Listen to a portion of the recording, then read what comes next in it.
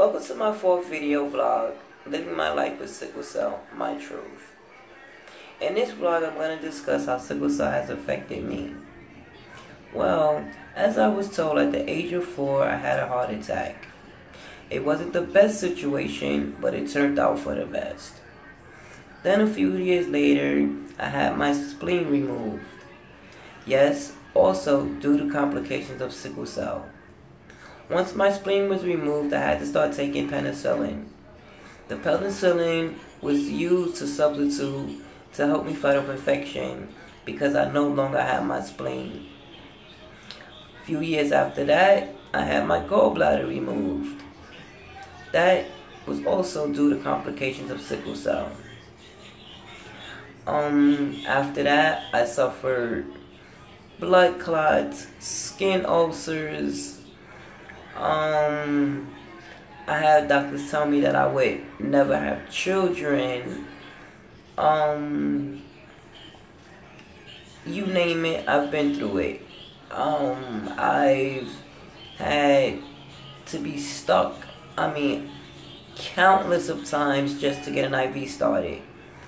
You could not imagine how many times I would have to get stuck and poked and prodded. There were times that I would have 2 doctors, one on each arm, looking for a vein to get an IV started because I was in such a bad, painful crisis. As far as the leg ulcers, that's due to poor circulation, also a symptom of sickle cell. And the poor circulation is due to the red blood cells being sickle shaped and clogging our arteries and our veins, and that causes poor circulation, which in turn causes the leg ulcers. Some people can get rid of them very quickly. Some people have to nurse them for a while. As for myself, I've been nursing one for approximately 10 plus years now. It'll come and go. The smallest it'll get is the maybe size of a dime, but it never fully goes away. And if it do, 9 times out of 10, maybe within the next month or so, it's back. And that's just all due to poor circulation. There are some things that they try to help the circulation, which is a hyperbaric chamber or Whirlpool. I never tried the hyperbaric chamber because my blood count is never high enough. I tried the Whirlpool for my ulcers. In the beginning, it worked for about maybe 4 months. After that, it was too much water to where the water started breaking down my skin even more, which was causing the ulcers to get bigger. So at that time, I stopped the Whirlpool. I've done wet to dry dressings. Now I'm using something called Zyrofoam. What else? Oh, I was told that I would never have children. But by the grace of God, I have a 15-year-old daughter. The pregnancy was rough. It wasn't the best. It wasn't the worst. Of course, it was a high-risk pregnancy. I only carried her 23 weeks. Yes, 23 weeks. And she's here now. She's 15. She's thriving. She's smart. She stayed in the NICU 4 months to the day.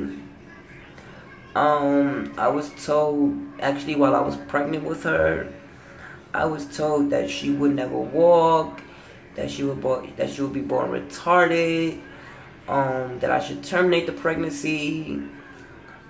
And through the grace of God and my beliefs, I didn't let anyone deter me, and I went along with the pregnancy. And to this now, I have an amazing 15-year-old. there were countless things that I was told due to one of the medications that I was taking for many years. I now have this dental issue that I'm trying to fix. I've been to the OR approximately 4 times. The 5th time will be maybe next week. I have an appointment coming up. Every time I go to the operating room, we seem to have to cancel or postpone it due to poor IV access. You're rarely going to find a doctor that's going to want to do any type of procedure knowing you have sickle cell. One, without a clearance from your medical doctor and your hematologist. Your hematologist is a blood doctor. They really treat you for your sickle cell and your pain crisis. Your regular medical doctor is any doctor you would see for regular medical issues, common cold, anything not related to sickle cell. I would see my medical doctor for. I also see pain and palliative care. Since I've been seeing them, my sickle cell has been well controlled. I have had minor crisis, but nothing that I couldn't treat at home myself. I haven't been hospitalized since maybe a year or 2 after having my daughter. Again, like I said, yes, I've had many bad days, many painful days, but nothing to the extent to where it had to be actually admitted into the hospital. Thank God.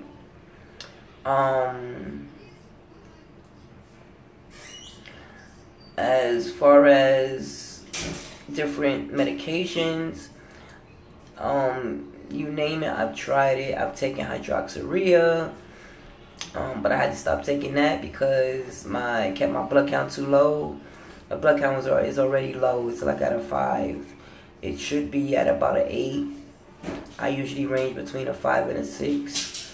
So I'm already at a disadvantage. So I have to really stay away from anyone that has any kind of cold, chickenpox, pink eye, anything that I can contact and that may flare up my sickle cell. I have to stay away from.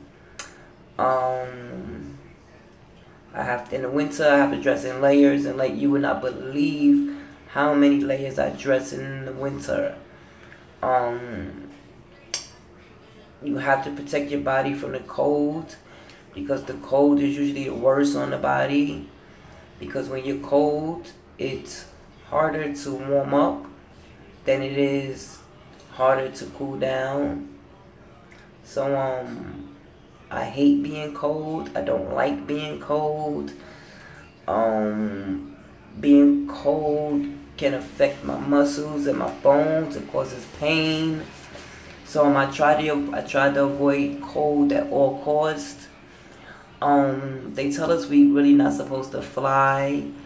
I do know plenty of sickle cell patients that have flown, but me in particular, I've never flown.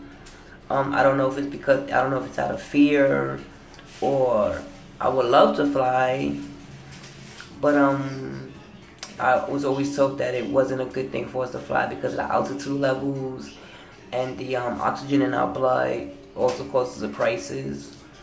I have a nephew that suffers also with sickle cell. I've known him to fly a few places, never long trips. Same as for driving. The most maybe is a 2-hour trip, and that's even making several stops, stretching, getting fluids, things of that nature. So it's all about knowing yourself, knowing your body, knowing what triggers your sickle cell.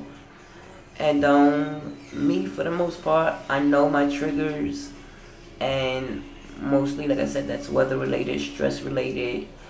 So I try to stay away from most of those things as much as possible. I try to eat healthy. I see my doctor regularly. I take my medicines like I'm supposed to. And I just try to stay happy. Yes, I do have sickle cell. I don't walk around broadcasting it. Those that know me know I have sickle cell. I have had many friends, family or friends that have seen me in very bad crisis. I've had friends that will come in a room and try to just massage my body so the pain will go away. Heating pads, you name it, I've tried it. So this was some of the ways that sickle cell has affected me. If you have any questions, if you want to know the name of that medication that I was taking that caused my dental issues, put it in my comment box and I'll definitely answer it. If you have any questions for me, put that in the comment box. Subscribe to my page, listen to my story. Help me get the word out on sickle cell. Help me tell my truth. I'm not looking for any sympathy votes. I just want to spread the word. If I can help anyone, if I can help you, that's what I'm doing this for. So until my next video vlog, everyone stay healthy and stay safe. Bye.